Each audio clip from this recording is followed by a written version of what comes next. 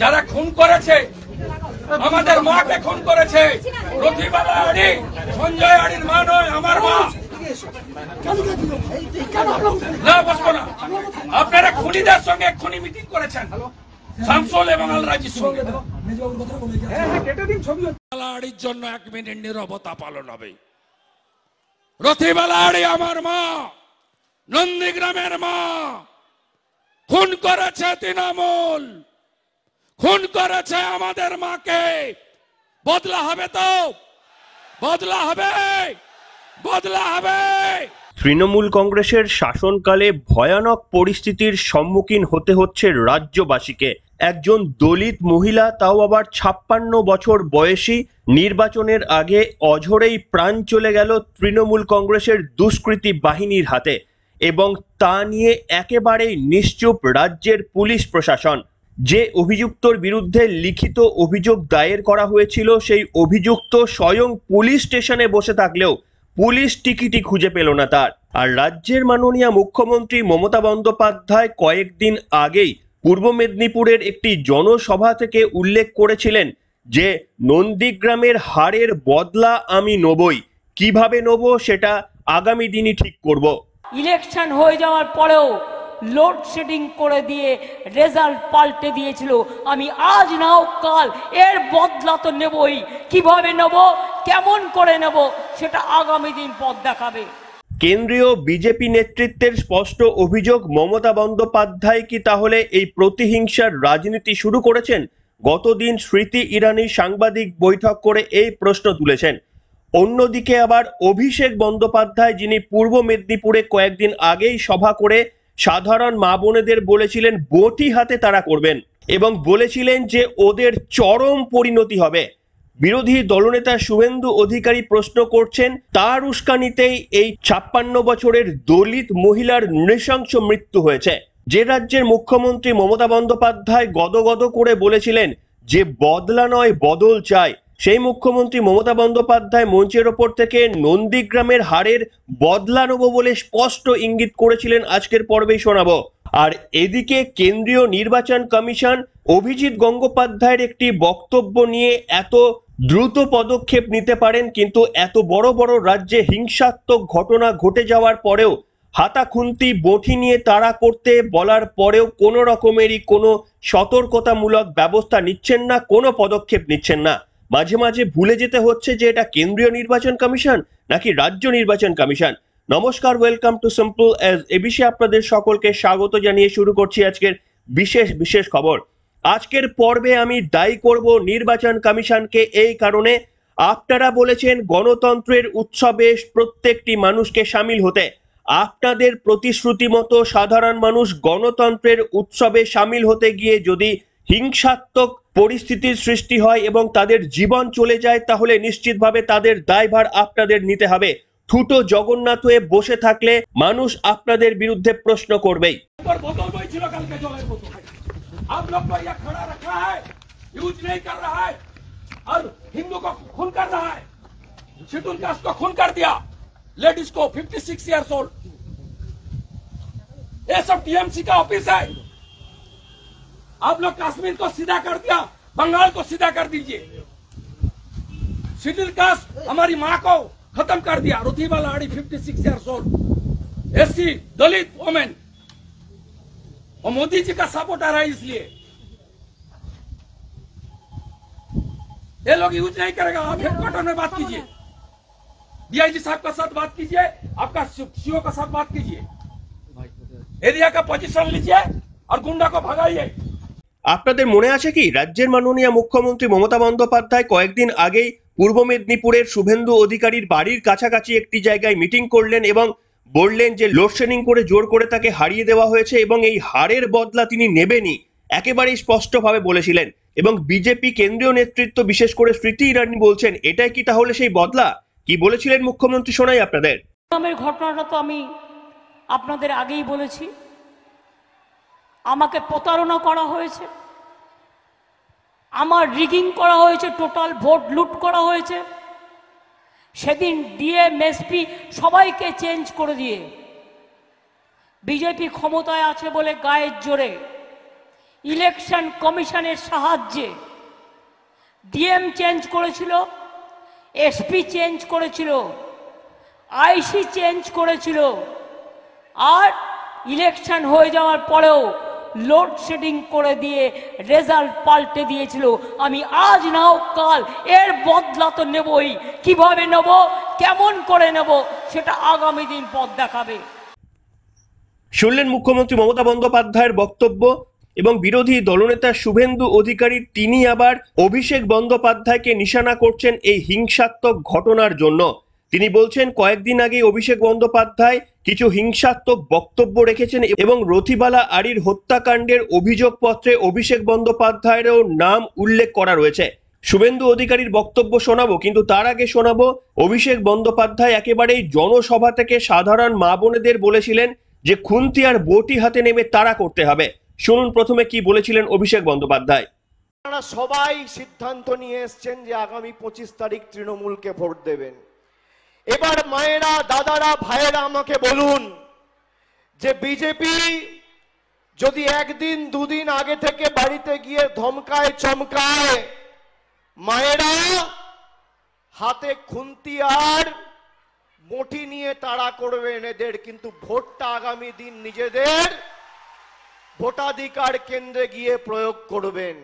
শুনলেন বন্ধুরা, একজন রাজনৈতিক নেতা গণতন্ত্রের শ্রেষ্ঠ উৎসবে মানুষকে বলছেন বটি এবং খুন্তি হাতে তাড়া করতে হবে।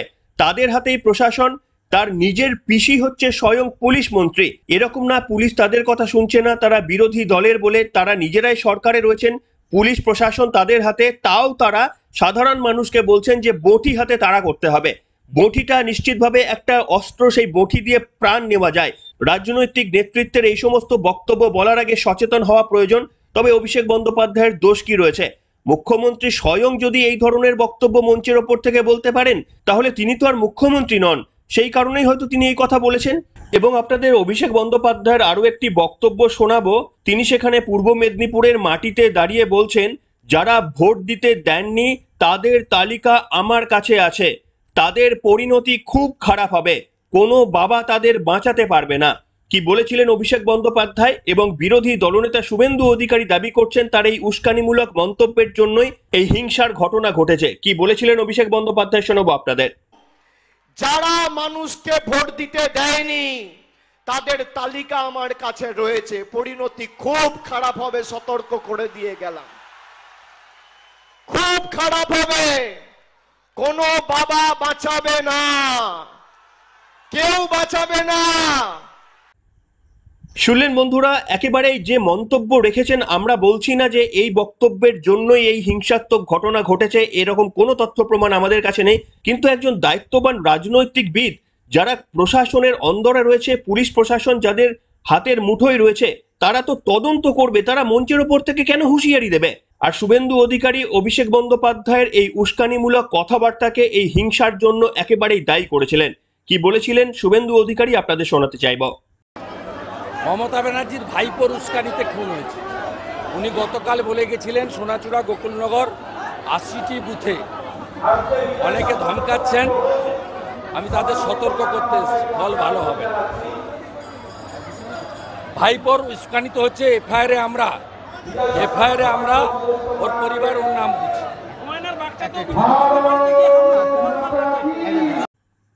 যা পরিস্থিতির সৃষ্টি হয়েছে, আপনারা যদি একটু রাজনৈতিকভাবে বিশ্লেষণ করেন এই হিংসাটুকু বাদ দিয়ে, তাহলে বুঝতে পারবেন শাসক দল কিন্তু মরিয়া হয়ে গিয়েছে। তার কারণ পূর্ব এবং পশ্চিম মেদিনীপুরকে তারা ধরে রাখার জন্য যে কোনো রাজনৈতিক পদক্ষেপ নিতে পারেন, এটা তাদের প্রেস্টিজ ফাইট। 2021 সালে মমতা বন্দ্যোপাধ্যায় শুভেন্দু অধিকারীর কাছে হেরে গিয়ে তৃণমূল কংগ্রেসের যা ক্ষতি হয়েছিল, সেটাকে হয়তো কোনো রকমের পুনরুদ্ধার করার জন্য আপ্রাণ চেষ্টা করছে অভিষেক বন্দ্যোপাধ্যায় থেকে মমতা বন্দ্যোপাধ্যায়। আগামী দিনে তারা সফল হতে পারবেন কিনা জানি না, তবে শুভেন্দু অধিকারী এবং মমতা বন্দ্যোপাধ্যায়ের এই দ্বৈরথে যে মানুষগুলোর অকালে প্রাণ ঝরে যাচ্ছে, ইতিহাস কিন্তু তাদের নির্মম বিচার করবে। তবে অভিষেক বন্দ্যোপাধ্যায়ের সঙ্গে যেমন পুলিশ প্রশাসন রয়েছে, বিরোধী দলনেতা একাই কিন্তু লড়াই চালিয়ে যাচ্ছেন। তিনি একটি মারাত্মক উল্লেখও করেছেন এবং বিভিন্ন মিডিয়াতেও সেই চিত্র দেখা গিয়েছে যে অভিযোগপত্রে যাদের যাদের নাম রয়েছে তারা আবার পুলিশ স্টেশনে বসে রয়েছে, অর্থাৎ পুলিশ অভিযোগপত্র পাওয়ার পরেও তাদেরকে গ্রেপ্তারের পথে হাঁটেনি। আমরা দেখেছিলাম রামকৃষ্ণ মিশনেও ঠিক একই গল্প, গোটা রাজ্য জুড়ে ঠিক একই গল্প। আপনি যত বড়ই অভিযুক্ত হন না কেন, আপনি যদি শাসক দলের সঙ্গে কোনো সম্পর্ক থেকে থাকে তাহলে পুলিশের হাত বোধহয় কেঁপে যায়। এবং সেই কারণেই শুভেন্দু অধিকারী গতদিনে নন্দীগ্রাম থানায় গিয়ে একেবারেই পুলিশের সামনে গিয়ে বললেন যে এফআইআর নাম্বারটা দিন, এটা নিয়ে আমরা সিবিআই তদন্তের জন্য যাব। কি ঘটনা ঘটেছিল, শুভেন্দু অধিকারী কতটা ডেসপারেটলি এনাদের পাশে দাঁড়িয়েছিলেন, যেটা হয়তো নন্দীগ্রামের সাধারণ মানুষকে আরো একবার আস্থা দেখাবে যে একজন রাজনৈতিকবিদ কিভাবে সামনে থেকে তাদের প্রোটেকশন দেওয়ার চেষ্টা করছেন, যার হাতে পুলিশ প্রশাসনের কোনো দায় দায়িত্ব নেই, বরঞ্চ উল্টে তাদের বিরুদ্ধেই পুলিশ প্রশাসন খড়গহস্ত। দেখুন শুভেন্দু অধিকারীর সেই ভিডিও।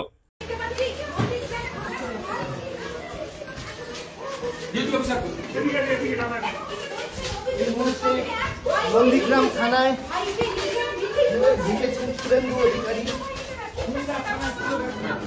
মনিরা থানায় এসেছিল, আমার কাছে সিসিটিভি আছে। আল রাজির নেতৃত্বে মনিরা থানায় এসেছিল। যারা খুন করেছে, আমাদের মাকে খুন করেছে, রথিবালা আড়ি, সঞ্জয় আড়ির মা নয়, আমার মা। না বসবো না, আপনারা খুনিদের সঙ্গে এক্ষুনি মিটিং করেছেন, শামসুল এবং আল রাজির সঙ্গে।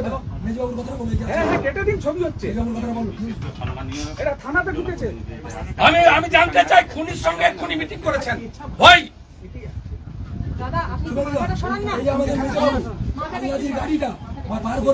আমি আটকাতে আমাকে মেরেছে। না না তো ঠিক আছে, আপনি কি করেছেন আপনার ব্যাপার, ল অ্যান্ড অর্ডার আমি বলবো না। আমি বলবো শিডিউল কাস্ট পরিবারের বাবা সাহেব আম্বেদকর যাদেরকে প্রোটেকশন দিয়েছে, এসসিদের খুন করছে তৃণমূলের গুন্ডারা। আপনি আল রাজির সঙ্গে আপনার আইসি মিটিং করছে এখানে শামসুলের সঙ্গে। আমরা এফআইআর যা দিয়েছি, এফআইআর নম্বর দিন, তারপর শুভঙ্কর এফআইআর নম্বর দেন, এফআইআর নম্বর দেন, এফআইআর নম্বর দেন, 302 এফআইআর নম্বর দেন, তারপরে আমি উঠবো। ইটস মাই রাইট, আপনি এফআইআর নম্বর দেন। আপনারা ভাবুন, কয়েকদিন ধরে পুলিশ প্রশাসন একেবারে শুভেন্দু অধিকারীর কোলাঘাটের ভাড়া বাড়ি বলুন আর হিরণ চট্টোপাধ্যায়ের আত্মসহায়কের বাড়িতে মাঝরাতে হানা দেওয়া বলুন, একেবারেই চিটিং কেসের জন্য নাকি রাত 3:30টার সময় ঘাটাল থানার ওসি স্বয়ং পুলিশ বাহিনী নিয়ে বিজেপি প্রার্থী হিরণের আত্মসহায়কের বাড়িতে একেবারে রাত 3:30 থেকে হানা দিল।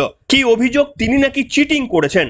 অথচ এইরকম মৃত্যুর মতো ঘটনা, খুনের মতো ঘটনা, যেখানে অভিযোগ পাওয়া সত্ত্বেও এই যখন খবর আমি রেকর্ড করছি তখনও পর্যন্ত কাউকে গ্রেপ্তার করা হয়নি।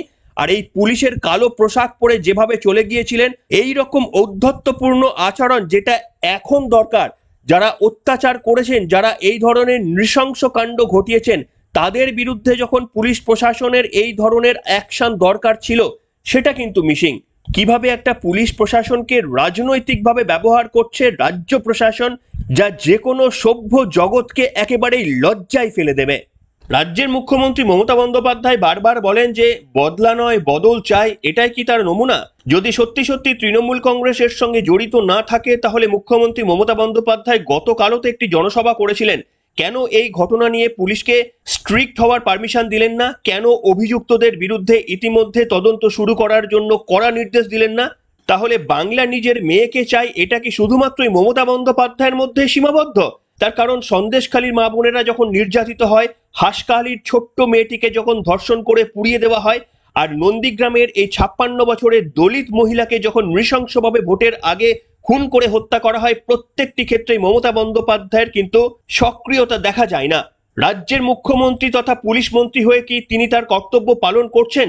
এই প্রশ্ন বারবার উঠেছে, বারবারও উঠবে। তার কারণ শুধুমাত্র নির্বাচনী বৈতরণী পার করার জন্য যদি হিংসাকে প্রশ্রয় দেওয়া হয়, পুলিশ প্রশাসনকে সাথে নিয়ে এই মুহূর্তে ক্ষমতায় থাকার সদ্ব্যবহার করে নিশ্চিতভাবে কিছু সুযোগ সুবিধা পাওয়া যায়, কিন্তু ইতিহাস বোধহয় এর নির্মম বিচার করবে। যে ইতিহাস সিপিএম এর 34 বছরের রাজত্বের নির্মম বিচার করতে গিয়ে শূন্য করে দিয়েছিল, তৃণমূল কংগ্রেসও বোধহয় সেই দিনের অপেক্ষা করছে। ইতিহাসের নির্মম বিচার তাদের জন্য প্রস্তুত হচ্ছে। আরে খুনিদের সঙ্গে মিটিং করছে 1 ঘন্টা আগে 12:30টার সময়। সিসিটিভি ফুটেজ বের করুন থানার, এই সিসিটিভি ফুটেজ প্রিজার্ভ করতে বলবো। আমরা সিবিআই চাইবো, কোথায় কোথায় অভিযোগ সিবিআই এনকোয়ারি চাইছেন সিবিআই চাইবো 5 দিন পরে চাইবো।